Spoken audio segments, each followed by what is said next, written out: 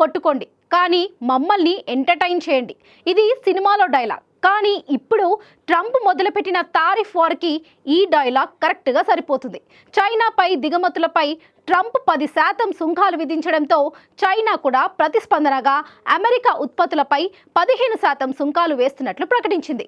దీంతో ఆయా దేశాల వస్తువుల ధరలు గణనీయంగా పెరుగుతున్నాయి.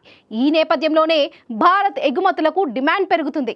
ట్రంప్ తొలిసారి అధ్యక్షుడైన సమయంలోనూ చైనాపై ట్రేడ్ వార్ చేసినప్పుడు భారత్ భారీగా లాభపడింది. ఇప్పుడు కూడా అమెరికాకు భారత్ ఎగుమతులు పెంచి లాభపడే సూచనలున్నాయని ట్రేడ్ వర్గాలు విశ్లేషిస్తున్నాయి.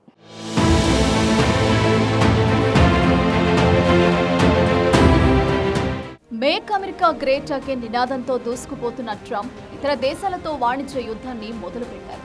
మెక్సికో, కెనడాల నుంచి వచ్చే దిగుమతులపై 25%, చైనా నుంచి దిగుమతయ్యే ఉత్పత్తులపై 10% సుంకాలు విధిస్తూ ట్రంప్ ఎగ్జిక్యూటివ్ ఆర్డర్లు జారీ చేశారు.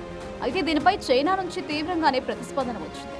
చైనాపై ట్రంప్ టారిఫ్లు విధించడంతో అమెరికా నుంచి దిగుమతయ్యే బొగ్గు, లిక్విఫైడ్ న్యాచురల్ గ్యాస్లపై 15%, చమురు, వ్యవసాయ పరికరాలపై 10% సుంకాలు విధిస్తున్నట్లు చైనా ప్రకటించింది.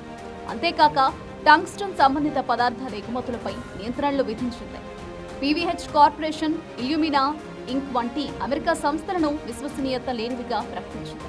అదేవిధంగా అమెరికా సర్చ్ ఇంజిన్ టెక్ దిగ్గజం గూగుల్ అనైతిక వ్యాపార పద్ధతులు అనుసరిస్తుందంటూ విచారణ జరపనుందని తెలిపింది. ఈ రెండు పెద్ద దేశాలు ఒకదానిపై ఒకటి సుంకాలు విధించుకోవడంతో వాణిజ్య యుద్ధం ప్రారంభమైంది. ఇప్పటికే చైనా కరెన్సీ యువాన్ విలువ పతనమైంది. ఈ ప్రభావం ఇతర దేశాల కరెన్సీలపై కూడా పడింది. ఆస్ట్రేలియా డాలర్, న్యూజిలాండ్ డాలర్ విలువలు కూడా భారీగా పడిపోయాయి.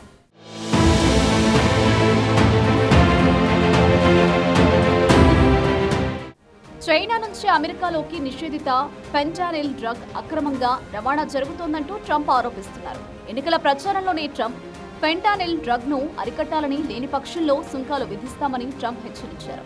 ఆయన చెప్పినట్టుగానే అధికారంలోకి రాగానే చైనాపై సుంకాలు విధించారు.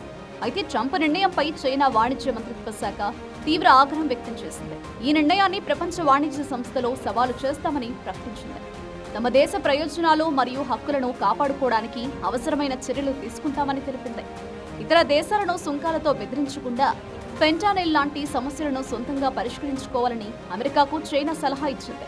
తాజాగా సుంకాల రూపంలో ప్రతిచర్య తీసుకుంది. ఇక ముందుగానే హెచ్చరించినట్లుగానే ట్రంప్ తన పొరుగు దేశాలైన మెక్సికో మరియు కెనడాపై కూడా సుంకాల కొరడా జుడిపించింది. ఈ రెండు దేశాల నుంచి దిగుమతయ్యే ఉత్పత్తులపై 25% సుంకాలు విధించారు. అయితే తర్వాత ట్రంప్ ఈ రెండు దేశాలకు కొంత ఉపశమనం కల్పించారు. మెక్సికో మరియు కెనడా అధినేతలు అమెరికా సరిహద్దుల వద్ద భద్రతను మెరుగుపరచడంలో టారిఫ్ల అమలును నెల రోజుల పాటు నిలిపివేశారు.